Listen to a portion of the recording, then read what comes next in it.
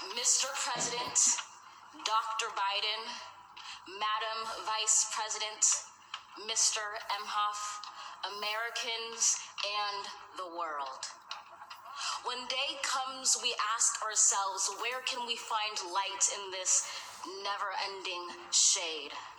The loss we carry, a sea we must wade. We've braved the belly of the beast.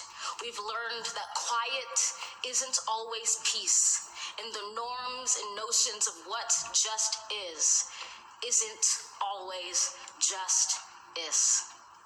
And yet the dawn is ours before we knew it. Somehow we do it. Somehow we've weathered and witnessed a nation that isn't broken, but simply unfinished. We, the successors of a country and a time where a skinny black girl descended from slaves and raised by a single mother can dream of becoming president, only to find herself reciting for one. And yes, we are far from polished, far from pristine, but that doesn't mean we are striving to form a union that is perfect.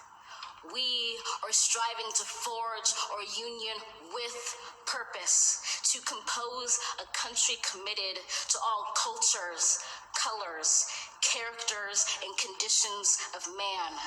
And so we lift our gazes not to what stands between us, but what stands before us. We close the divide because we know to put our future first, we must first put our differences aside. We lay down our arms so we can reach out our arms to one another. We seek harm to none and harmony for all. Let the globe, if nothing else, say this is true. That even as we grieved, we grew. That even as we hurt, we hoped. That even as we tired, we tried. That we'll forever be tied together, victorious. Not because we will never again know defeat, but because we will never again sow division.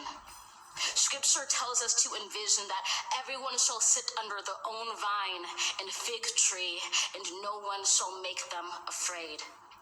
If we're to live up to our own time, then victory won't lie in the blade, but in all the bridges we've made. That is the promised glade, the hill we climb, if only we dare it. Because being American is more than a pride we inherit. It's the past we step into and how we repair it. We've seen a force that would shatter our nation rather than share it, would destroy our country if it meant delaying democracy. And this effort very nearly succeeded. But while democracy can be periodically delayed, it can never be permanently defeated. In this truth, in this faith we trust, for while we have our eyes on the future, history has its eyes on us. This is the era of just redemption. We feared it in its inception. We did not feel prepared to be the heirs of such a terrifying hour, but within it we found the power to author a new chapter, to offer hope and laughter to ourselves. So, while once we asked, how could we possibly prevail over catastrophe? Now we assert, how could catastrophe possibly prevail over us? We will not march back to what was, but move to what shall be, a country that is bruised but whole, benevolent but bold, fierce and free. We will not be turned around or interrupted by intimidation, because we know our inaction and inertia will be the inheritance of the next generation. Our blunders become their burdens, but one thing is certain. If we merge mercy with might and might with right, then love becomes our legacy and change our children's birthright.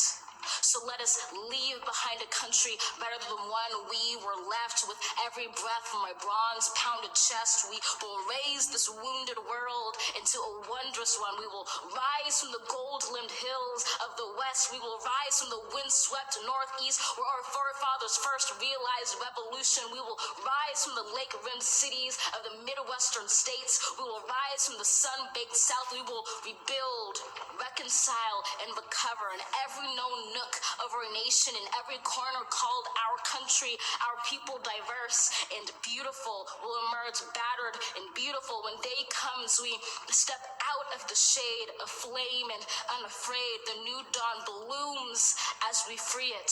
For there is always light if only we're brave enough to see it, if only we're brave enough to be it.